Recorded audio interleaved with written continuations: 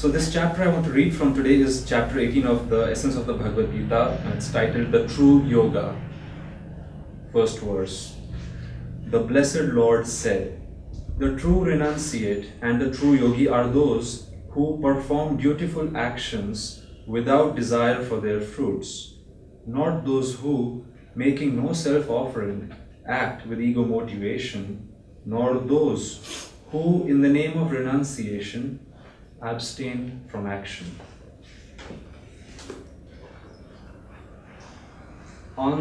I opened the book this morning, then I realized I have to do the satsang, and this is the verse that opened, and I thought, just on this verse alone have probably hundreds of interpretations been written. Swami Vivekananda, when he came out with this, I think he gave a comment at some point that more than 850 translations are available in the market, and one would maybe even ask Swami Vivekananda, why should I buy yours or Paramahansa Yogananda's?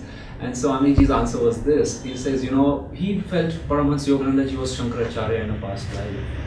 And he said some of the stories that Master related are just not there in the scriptures or in the folklore of Shankaracharya's life. So he said, I am bent to think that he was Shankaracharya.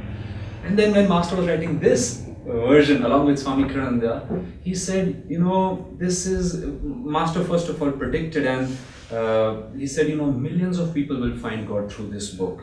And he said a new scripture has been born. Then he again told Swami, he said, remember, millions will find God through this book. I have seen it, I know. And such a beautiful, that's a very good reason to become a saint. You know everything, many things. You know who's going to read the book, when. So nice. But then Master went on to compare different commentaries, and he says the commentary of Shankaracharya too was lopsided in calling this world too dreamy. Like he said, this world is a dream too much in that version of his. And it's amazing that he would pick on his own, let's say, I won't call it an error, but he must have placed an emphasis on that at that time for a reason. But then he was saying, in this time where people are, where my devotees have reincarnated, a different expression of the same teaching is required. So when I was reading this verse, it's beautiful, Nishkam Karma. That's what it comes down to, Nishkam Karma. And often I think, how can I make this seemingly bitter medicine sweet in my own life and for everyone whom I interact with as a teacher? And I think that, you have to see it like this. Imagine, this is one of the ways, imagine a father who comes home, he's been working all day and going through difficulty, hardships, and had his own share of difficulties. Sometimes people tend to forget fathers may have their own challenges. They expect just so much from the fathers. But then he goes through his life, and then in the evening when he comes home, he has, let's say, a few children, and some are playing outside, but a couple of them are at home.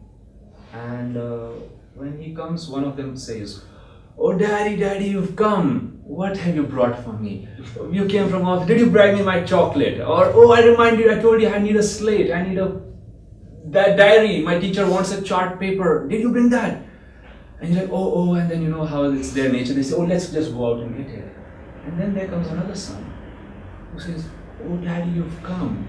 Maybe he doesn't even say that. And he takes his briefcase, maybe removes his shoes or picks his shoes, puts them aside, and has a glass of water ready for him. And he has no expectation. But when the dad goes to the market, takes them out, or brings anything, he is naturally going to bring the same thing for everybody. What kind of son would a devotee want to be? A non-carping, non-demanding, absolutely non-expecting, absolutely. Because till we do that, we will reincarnate. Why should we be non-expecting? Master once said, if God appeared to people, they would argue with it. Doesn't seem like, but that must be the truth if you uttered it. They'll say, what about that time? But as often as I've introspected my own life, my likes and dislikes, I have seen that I'm caught. Many times I see that, it's something I would like it my way, I would like it the way. And that's the statement Swamiji brings in that explanation that he goes about. And he says, ego motivation, that is the root cause of everything.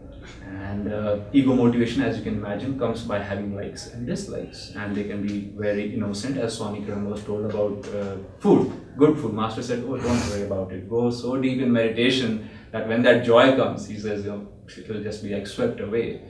On the other hand, there can be very strong likes and dislikes, which form what people falsely call their nature. This is how I am. When I was in college, this T-shirt was very popular. I am what I am. And that's a very deep spiritual statement, but it can also be made, this is what I am, take it or leave it, and I'm not going to change for you. Or once somebody's bike was carrying this message, or T-shirt maybe, I'm not paid to be kind to you or paid enough to be kind to you, things like that. That they just, you can see what an unhappy person must have taken a pen in his hand to write that. That why would you want to be so confined and small to behave in that fashion? But here, let's see what these lines may mean for us. Many times we come on the spiritual path and we realize that I am, let's say, there is a will of God, and to that will, something is rubbing against it, and that is my personal will. Maybe I should not have any will, and then there'd be only God's will. Isn't that wonderful? And so Swami Kirananda, following that inner guidance, one time he was standing at a lecture podium and he said, "Let me stop talking for 2 minutes." And in the middle he stopped and gently, little bit kept his mouth open in case God wanted to come and verbalize. Say, 2 minutes passed. In Master's case, 20 minutes passed one time. 2 minutes passed in Swamiji's lecture before he realized God is not going to speak. I better attune my will to His will and offer my ego identity to understand Him, what He's trying to say. Otherwise, Swami used to say, if God really came to realize in some time, which He's had a lot of time, that these universes that I'm creating are not really so joyful, and Swami says He would have corrected Himself by now. But the very fact that He keeps spewing these out and sending them out speaks that there is something which may be in different yugas, in our own different life periods, we do not understand. And at some periods, we absolutely understand. So Swami Kirananda is saying, based on different people's nature, you may be, let's say for example, a householder. And if you're a householder, there you go, you need a house to hold. Yeah. And you need a job to hold. You need children, you need positions, responsibilities, lifelong. Yeah? Before coming from your parents, going up to maybe your children, grandchildren often, no? Swami Kirananda says that's very difficult, it's a very difficult path. He says because you are put in a position, or you've put yourself in a position, maybe by not being conscious, of taking on these multitude responsibilities, and now you have to see them through, In that case, he says the best way to act is by non-attachment. Give up your ego identity of seeking, let's say, superficial pleasures and joys and satisfactions, and also your worries and woes will start then becoming gods. And he says, because God created us, so we can always turn back to that one Heavenly Father. And you made me, I didn't realize when I was, getting, let's say, married in a household, I didn't realize this all was there and such teachings were there. I never realized there was a pathway to God. I used to think as a child, they talk of God, I wonder if somebody wrote a book. There are books on mathematics and science and geography and telling you how to reach which destination, but it was so amazing that God is telling us how not to be, how to have proper attitudes and go about life. Then Swami Kirananda says there's the other path, which if somebody comes to realize that there is God and all he or she wants in life now is God, then he says it is better for that person to remain alone. But he says that's a safer path and easier path. But then he says remain alone does not mean seek God only for yourself. Both have to seek God, you see. But does not mean that you have to seek God only for yourself. He says that my guru's guru said comes with the responsibility of sharing God. And Swami repeatedly would tell the story of somebody who was unearthed. God was after how long a time from the ground, and this person spoke in some language which people didn't understand. This was in Delhi. I'm mixing two stories. This was the Raja of Bengal somewhere, and he was making a pond, and they unearthed a yogi, and he would not come back to consciousness. So they poked him, they tried to wake him up, but then they poked his feet with hot iron. So he came back to consciousness, and he says, you shouldn't have done that. I was very close to God realization. And then he says that, so anyway, he died. And but he also cursed in a way the family of the Raja. He says your whole family will die, and that too happened. Master said it was true. Why did these two things happen?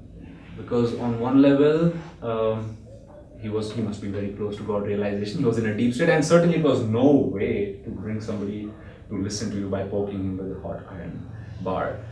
Then Swamiji says, why did that person be brought out in the first place? If God wanted him to meet him or her in, let's say, the next 1 month, why was he unearthed? What was his karma? Swami says his bad karma was he was searching for God just for himself. And that can take time, but then Swami Kananda puts in this verse, in the explanation, he says, expansion of the soul to embrace other people is a natural step in the soul's evolution as it reaches towards God. And he says, how we do it, whether through a householder's life or through a cave, a yogi in a cave, or through somebody who's, let's say, in a monastery, or somebody who's part of a small ashram, big ashram, how we do it, he says, you have to reduce, to the degree you can reduce your ego, God will utilize you as the champion. And if that ego is with you, no matter how fewer outward responsibilities you may have, you will always have that distance from God. So in this chapter of the True Yoga, let's remember how we can invite God's will into our will. And I'll close with that. How do we know what is His will? Or let's say, what is not good for us? If we are not joyful, it's not good for us. It's poison for us. Master said it is sleeping. He says, if you're not in bliss, you're still sleeping. When you're in bliss, he says you're awake. And that's why Swamiji, I think, termed his book, Awaken to Super Consciousness. That is a state, it is always there. Swamiji writes in the beginning, that's the only state. But there are other states which emanate from there by God's will. Apply your human will to one by one remove those things. It's very hard though, it's very hard. But to the degree we can tell ourselves that no, and experience actually, telling is not so good, experience. Then we say, this is better than that, much better than that. I remember once I taught somebody meditation for 25 seconds because this person had no exposure, so I was looking at the time. I said, it's open. The eyes didn't open for the next 2 minutes. When they did open, I said, this was the most peaceful period of my 54 years of existence. And so she said, is this why people meditate? I said, yes. When we feel something, then we will know what is the right thing. So meditation, Master said, brings intuition. Intuition will give us the ability to differentiate between what we should do, what we should not do. But also remember, if there are any obligations that are seriously hampering your spiritual progress, that's your test. And we should take every effort with due respect and harmony to realign our quest and ask for God's prayers and blessings.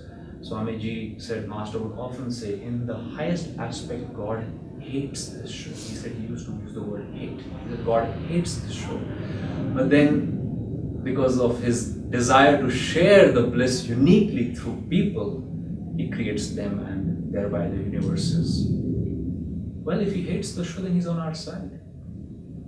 To an aspiring devotee who is not very interested in the world, or who realizes this is a world of duality, God is very much on our side. A sincere prayer, sincere self-offering, sincere telling of our challenges and situation. Master related this story to Swamiji, that a lady who was an atheist all her life, she was 80 years old, she was an atheist and her husband died, so she came to the ashram and she came and she heard Yoganandaji's words. She said, sir, I never was told of God's existence. I'd like to find him. And Master said, stay here. Swami says, Master said, she was so sincere in her quest that she found liberation in that life. So, God's on her side very much, the Guru is on her side. Who's not on our side? Sometimes we ourselves.